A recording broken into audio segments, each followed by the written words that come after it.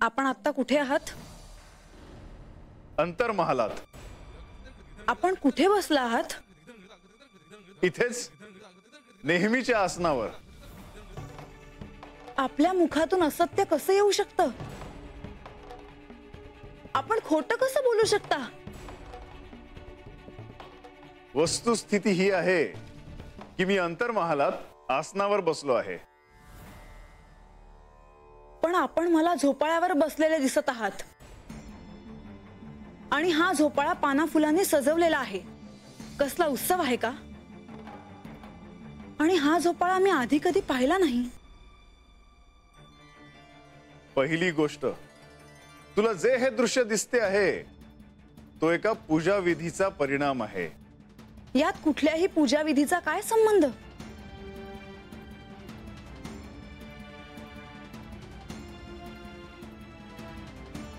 बरं, आपण अंतर्महालाच्या बाहेर येऊन शांत ठिकाणी उभं राहून माझ्याशी काही क्षण नाही का बोलू शकत? नाही. नाही? तुम्ही मला नाही म्हणत आहात? नाही म्हाळसा, मला हे असं नाता नाही सोडता येणार. तुम्ही माझ्यापासून काहीतरी लपवता आहात. म्हाळसा, मला तुझ्याशी बोलता यावं म्हणून प्रधानजी सर्वांना घेऊन बाहेर गेलेत. दृश्य तसे विनोदीच होते. सगळे इथे उभे होते आणि मी एकटा बोलत होतो. परंतु मी कोणाशी बोलतोय हे मात्र कोणालाच माहित नव्हते. तुम्ही माझं ऐकतच नाही आहात. मला तुमच्याशी बोलायचं नाही. म्हाळसा, म्हाळसा, म्हाळसा ऐक. म्हाळसा,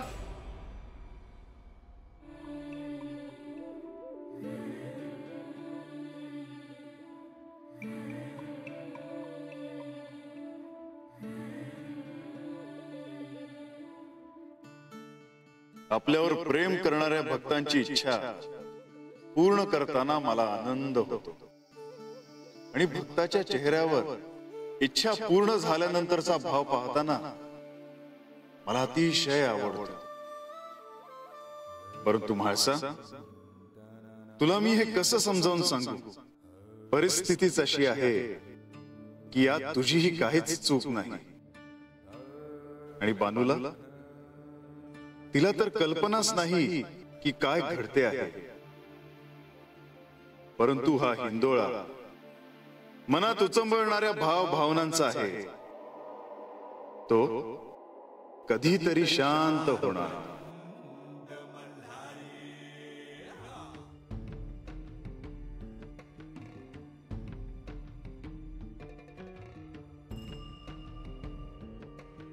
हे काय? आपण एकटेच आलात? खंडेराय नाही दिसत आपल्या बरोबर? देवी, खंडेराय त्यांच्या अंतर्महालात आहेत.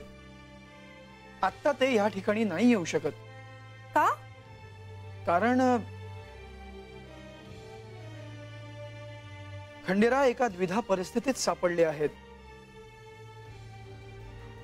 एक गोष्ट खरी, भक्त सुद्धा देवाला बंधन घालू शकतो नाही. तुम्ही विषय नका बदलू हो. विवाहाच्या पूर्वतयारीचा मुहूर्त करायचा की नाही? देवी, हे कार्य नंतर पार पडलं तर नाही का चालणार? हे कार्य नाहीच केलं तरी काय फरक पडणार आहे? आजचं उद्या, मग परवा, मग तेरवा. ते काही नाही. हा मुहूर्त करायलाच हवा. ते कार्य आपण करूच. केवळ आज नको असं मी म्हणत होतो. देवी, खंडेरायांच्या भक्तानं त्यांची प्रतिष्ठापना केली आहे. त्यामुळे आत्ता त्या ठिकाणाहून त्यांना हलता येणं अवघड आहे. अहो, पण आजचा मुहूर्त चांगला आहे. मी सगळी तयारी केली आहे इथे आणि कुठल्याही क्षणाला घटिका भरेल. तुम्ही त्यांना याची आठवण करून द्या की त्यांच्या आणि म्हाळसाच्या विवाह कार्याच्या पूर्वतयारीचा आता मुहूर्त आहे. म्हणजे येतील ते या ठिकाणी.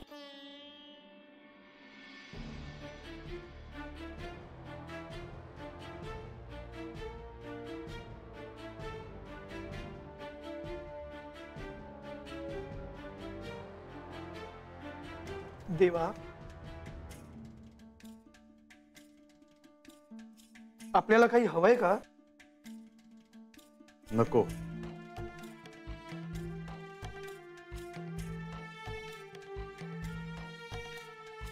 देवा, मी नारद मुनींना आदेश देतो आणि हे व्रत लगेच थांबवायला सांगतो. नाही, ते योग्य नाही. परंतु देवा, हे व्रत इतकं सोपं नाही. ह्यात खूप वेळ लागेल. इथे लक्ष्मी देवी विवाह कार्याच्या पूर्वतयारीचा शुभमुहूर्त करायचं म्हणतायत. तिथे म्हाळसा देवींना आपल्याशी बोलायचं आहे. त्यांना आपल्याकडून काहीतरी हवंय. आणि एकीकडे बाणाईला पौष पौर्णिमेला आपण भेटण्याचं वचन पुन्हा हवंय. देवा, प्रधानजी, तुम्हाला माहित आहे की हे आपण एका क्षणात थांबू शकतो.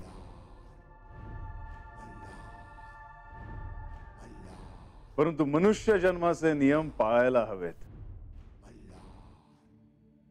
तेव्हा व्यक्तिगत आयुष्यात ज्या घटना घडत आहेत त्या घडू द्या. सर्व काही व्यवस्थित होईल.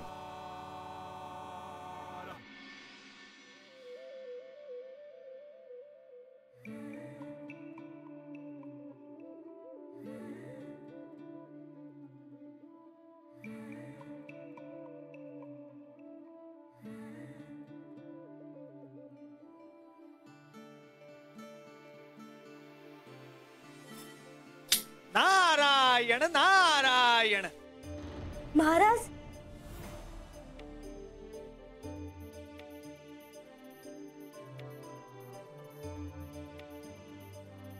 आहा, किती सुंदर दृश्य म्हणावे हे. बानू, तुझ्या मनातील इच्छापूर्तीसाठी केलेल्या या हिंदोळ्या व्रतात खंडेरायांना असं झोपाळ्यावर बसलेलं पाहणं खरोखरीच अतीव सुखाचं आहे.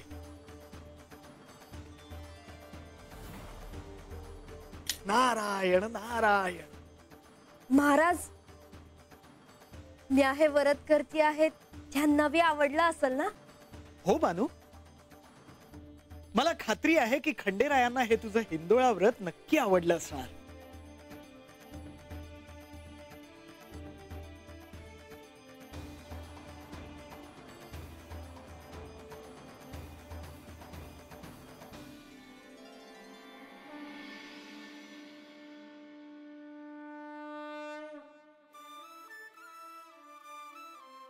महाराज, काय करावं पुढं? नाही म्हणजे माझं व्रत पूर्ण झालं असेल की आता? होईल ना माझी इच्छा पूर्ण? हळदीचं शिवलिंग परत बेलाच्या झाडाखाली ठेवावं का? नाही बानू, आता कुठे या हिंदोळा व्रताला खऱ्या अर्थाने प्रारंभ झाला आहे. अजून हे व्रत संपायला बराच कालावधी आहे.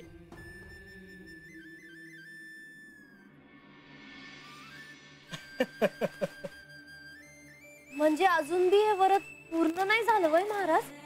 नारायण नारायण. अगं, इतक्या सहजासहजी हे व्रत पूर्ण होणार नाही. इतकं साधं सुध व्रत थोडीच आहे हे. पर मग आता काय करावं म्हणजे हे व्रत पूर्ण होईल? ऐक बान, मी सांगितलं त्याप्रमाणे तू हा हिंदोळा तयार केलास, तो सजवलास, त्यानंतर खंडेरायांची त्यात प्रतिष्ठापना केलीस, त्यांची मनोभावे पूजा केलीस, फुलं वाहिलीस, दिवा लावलास. आता भंडारा उधळ आणि प्रदक्षिणा घालून मनोभावे शिवशक्तीचं स्मरण कर. होय महाराज.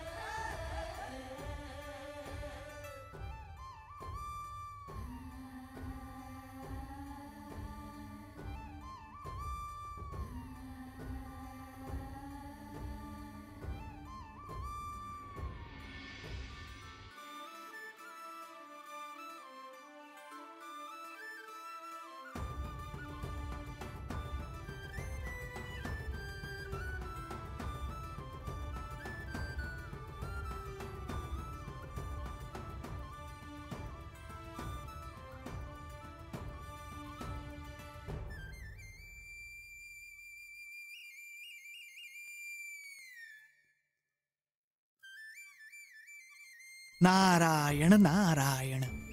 देवा, पाहताय ना, आपली भक्त मनापासून आपल्यासाठी व्रत करते आहे.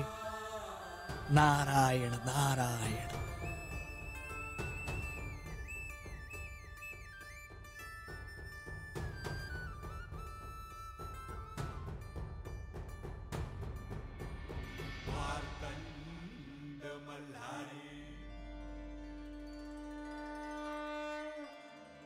म्हाळसा,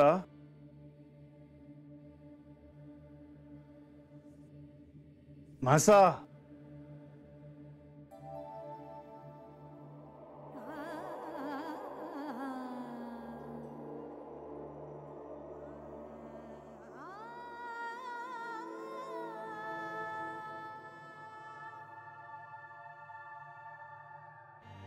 माझ्या प्रिय म्हाळसेच्या डोळ्यात पाणी.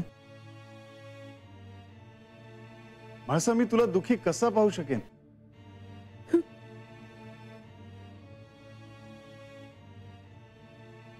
म्हाळसा, शांत हो. म्हाळसा, म्हाळसा, डोळे पुस.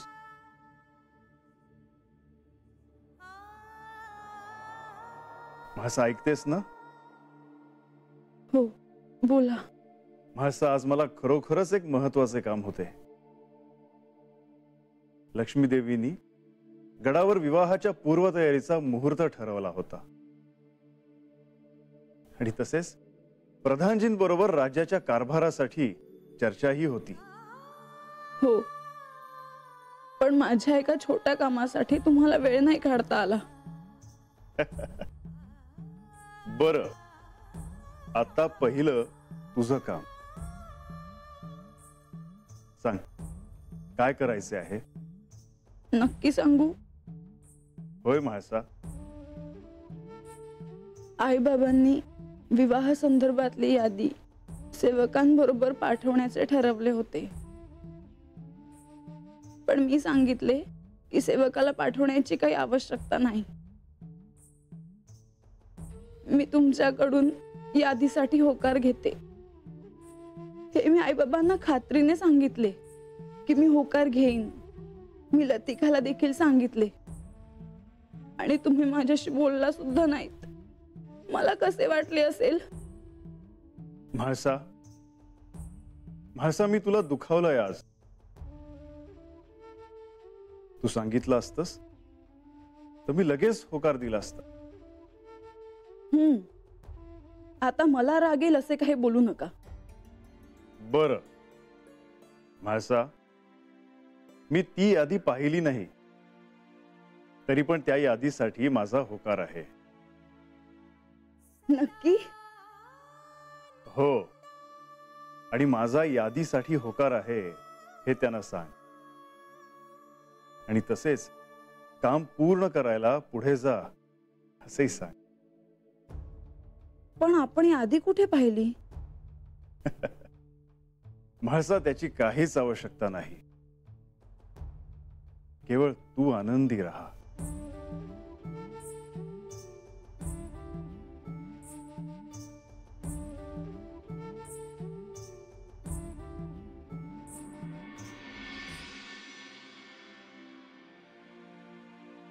मायानंदा, विवाह संदर्भातल्या सर्व गोष्टींची यादी आता पूर्ण झालेली आहे. सगळ्या विधींसाठी लागणारे आहेर, भेटवस्तू यांची नोंद मी यात केलेली आहे. आपणही एकदा जरा पाहून घ्या.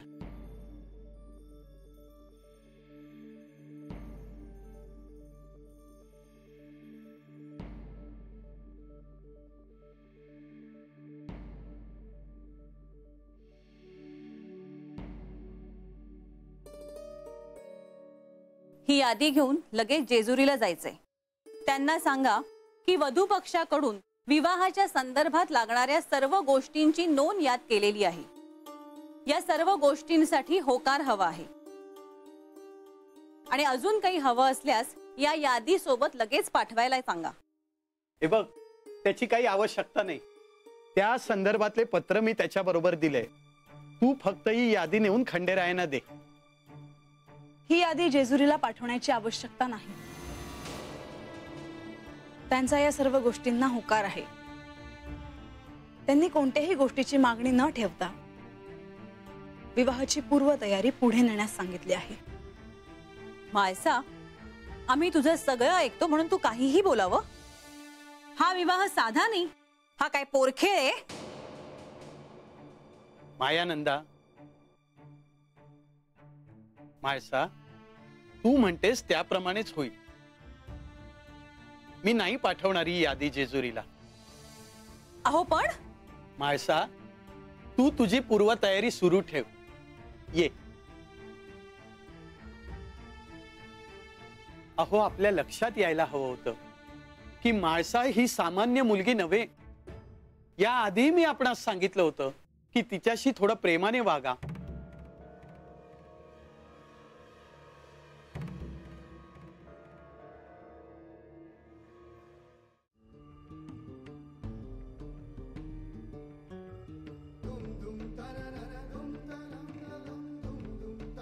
देवा, आपण हे आसन सोडणं आवश्यक आहे. त्यासाठी आपण काय करावं? देवा, नारद मुनींनी ह्या सगळ्याला सुरुवात केली आहे. हे व्रत थांबवणं जर का त्यांना शक्य असेल तर मी त्यांना आदेश देतो. प्रसंगी मीच बोलतो त्यांच्याशी. नाही प्रधानजी, आपण जर नारद मुनींशी बोललात तर आपण धर्मसंकटात सापडू शकता. तेव्हा नारद मुनींशी बोलण्याची वेळ आता माझी आहे.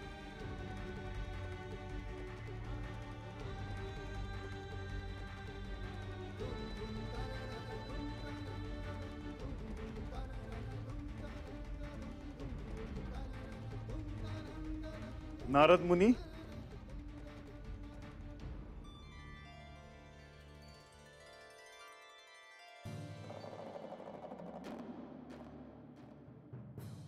मार्तंड भैरवाच्या ह्या अवतारात आपण जे कार्य करीत आहात ते मी पाहत आहे.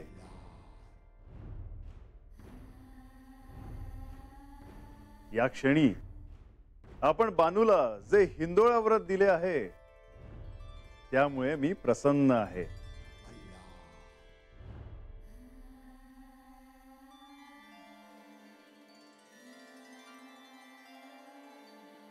तेव्हा आपण आपल्या शिष्येला सांगावे की तिचे हे व्रत पूर्ण झाले आहे. नारायण नारायण. देवा, बानूच्या व्रतानं आपण प्रसन्न झाला आहात, परंतु माझ्या शिष्येने तिच्या इच्छापूर्तीसाठी हे व्रत केलं आहे. नारद मुनी, काय इच्छा आहे आपल्या शिष्याची? नारायण नारायण. देवा, आपण तर अंतर्ज्ञानी आहात. ज्या हेतूने बानूने हे व्रत केलं आहे तो हेतू साध्य व्हावा अशी तिची इच्छा आहे, आणि ती इच्छा आपण जाणताच. मुनिवर, आपण बानूला सांगावे की मी तिला वचन देतो आहे की मी पौष पौर्णिमेला सूर्यास्ताच्या अगोदर तिला भेटायला तिच्या घरी येईन.